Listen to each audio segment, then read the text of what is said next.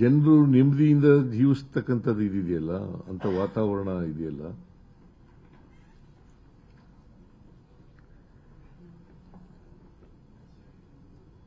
ಅಂತ ಕಾನೂನು ಮಾಡಿರ್ತಕ್ಕಂಥದನ್ನ ನಾಶ ಮಾಡ್ತಕ್ಕಂಥದ್ದೇ ಬಿಜೆಪಿಯವ್ರ ಕೆಲಸ. ಇದಕ್ಕೆ ಮಾರ್ಗದರ್ಶಕರು ಯಾರು ಗೊತ್ತಾ? ಬಿಜೆಪಿಯವರ ಆರ್ಎಸ್ಎಸ್.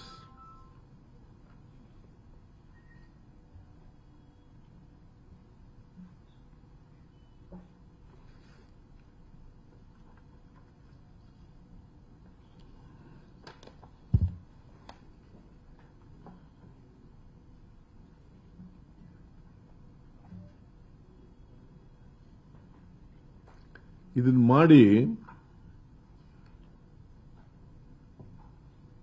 ಈ ಕಾಯ್ದೆ ಹಿಂದೆ ಇದ್ದಂತ ಮನ್ರೇಗಾ ಕಾಯ್ದೆಯನ್ನ ನಾಶ ಮಾಡಿ, ಧ್ವಂಸ ಮಾಡಿ,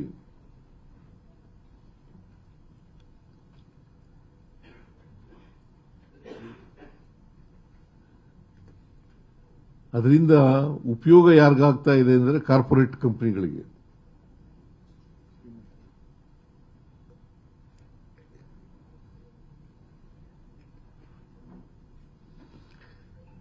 ಈ ಕಾಯ್ದೆ ಪ್ರಕಾರ, ನರೇಗಾ ಕಾಯ್ದೆ ಪ್ರಕಾರ ಜನರು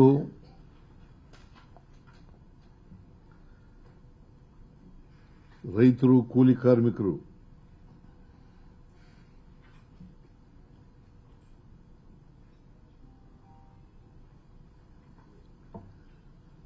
ಕೃಷಿ ಕೆಲಸಗಳ ಜೊತೆಯಲ್ಲಿ ಮನ್ರೇಗಾ ಕೆಲಸಗಳನ್ನು ಕೂಡ ಮಾಡ್ಕೊತಾ ಇದ್ರು ಅವ್ರು ಇದ್ದಂತ ಜಾಗದಲ್ಲೇ.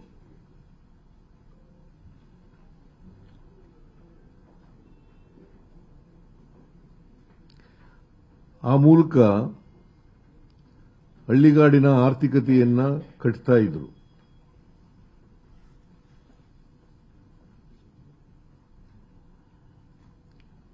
ಒಂದು, ಅವರಿದ್ದ ಜಾಗದಲ್ಲೇ ಕೆಲಸ ಸಿಗ್ತಿತ್ತು ಅವರಿಗೆ.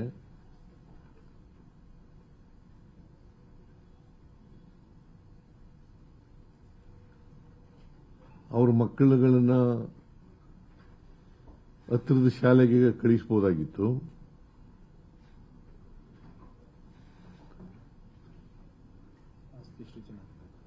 ಆಸ್ತಿ ಸೃಜನೆ ಆಯ್ತಿತ್ತು.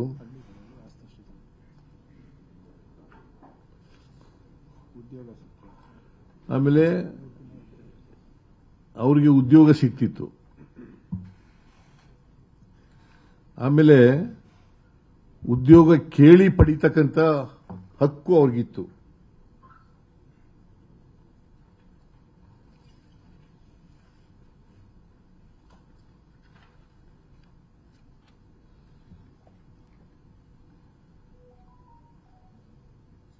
ಇವರು ಹಿಂದೆನೇ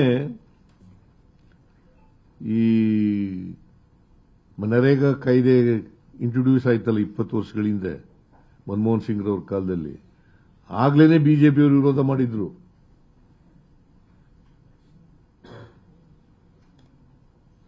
ನೀನು ಬರ್ಕೊಳ್ಳದೆ ಕೂತಿದ್ಯಾ?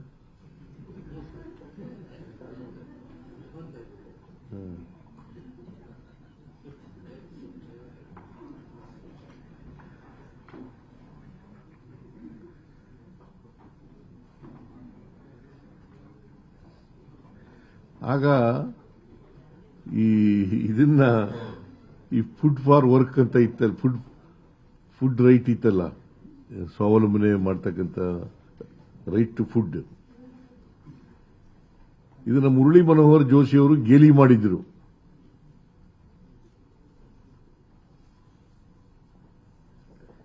ಏನಂತ ಗೇಲಿ ಮಾಡಿದ್ರು ಅಂತಂದ್ರೆ, ಈ ಬಿಲ್ ಬಂದಾಗ, ರೈಟ್ ಟು ಫುಡ್ ಬಿಲ್ ಬಂದಾಗ, ಇದು ಫುಡ್ ಗ್ಯಾರಂಟಿ ಅಲ್ಲ, ವೋಟ್ ಗ್ಯಾರಂಟಿ ಅಂತ. ಫುಡ್ ಗ್ಯಾರಂಟಿ ಅಲ್ಲ, ವೋಟ್ ಗ್ಯಾರಂಟಿ ಅಂತೇಳಿ ಟೀಕೆ ಮಾಡಿದ್ರು. ಯಾರು? Mister Murali Manohar Joshi, the senior member of the BJP party.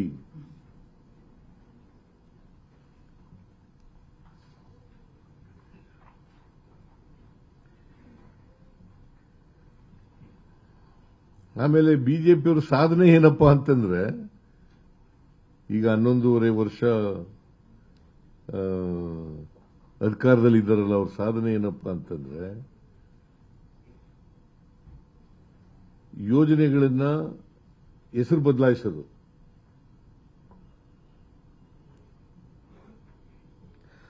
ಈ ತರ 30 ಯೋಜನೆಗಳಿಗೆ ಹೆಸರುಗಳನ್ನು ಬದಲಾವಣೆ ಮಾಡಿದ್ದಾರೆ.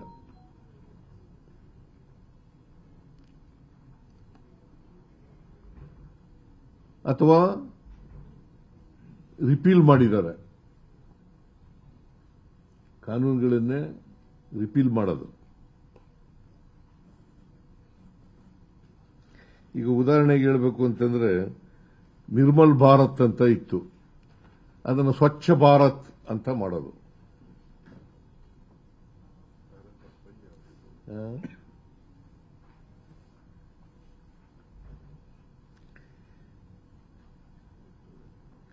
ಇಂದಿರಾ ಆವಾಸ್ ಯೋಜನೆಯನ್ನ ಪ್ರಧಾನಮಂತ್ರಿ ಆವಾಸ್ ಯೋಜನೆ ಅಂತ ಮಾಡೋದು.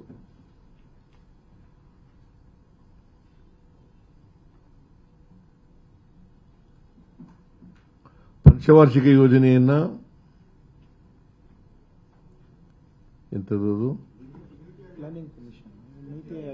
ನೀತಿ ಆಯೋಗ ಮಾಡೋದು.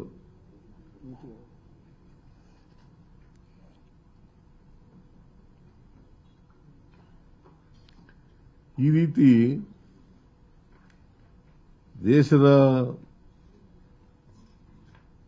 ಪ್ರಗತಿ ಮಾಡಲಿಕ್ಕೆ ಮಾಡಿದಂತ ಅನೇಕ ಯೋಜನೆಗಳನ್ನು ಬುಡಮೇಲು ಮಾಡಿದ್ದಾರೆ.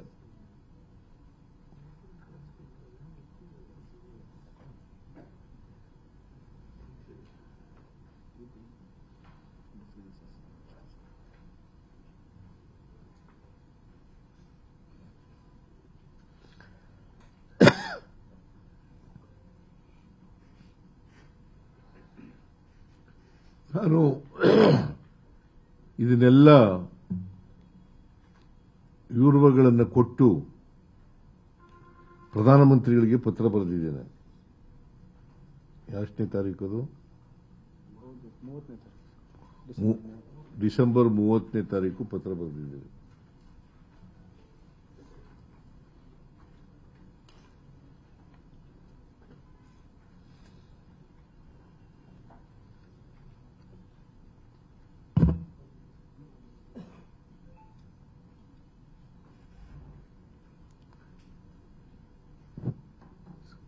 ನಿರ್ಭೀತ, ನಿಷ್ಪಕ್ಷಪಾತ, ವಿಶ್ವಾಸಾರ್ಹ ಸುದ್ದಿಗಳಿಗೆ ಮತ್ತೊಂದು ಹೆಸರಾಗಿರುವಂತ ನ್ಯೂಸ್18 ಕನ್ನಡ ಈಗ ಆಪ್ನಲ್ಲೂ ಲಭ್ಯವಿದೆ. ದಯವಿಟ್ಟು ಇಲ್ಲಿರುವ QR ಕೋಡ್ ಅನ್ನ ಸ್ಕ್ಯಾನ್ ಮಾಡಿಕೊಂಡು ಆಪ್ ಅನ್ನ ಡೌನ್ಲೋಡ್ ಮಾಡೋದಕ್ಕೆ ಮರಿಬೇಡಿ. ನಿಮ್ಮ ಬೆಂಬಲ ಹೀಗೆ ಸದಾ ನಮ್ಮೊಂದಿಗಿರಲಿ. ಧನ್ಯವಾದ.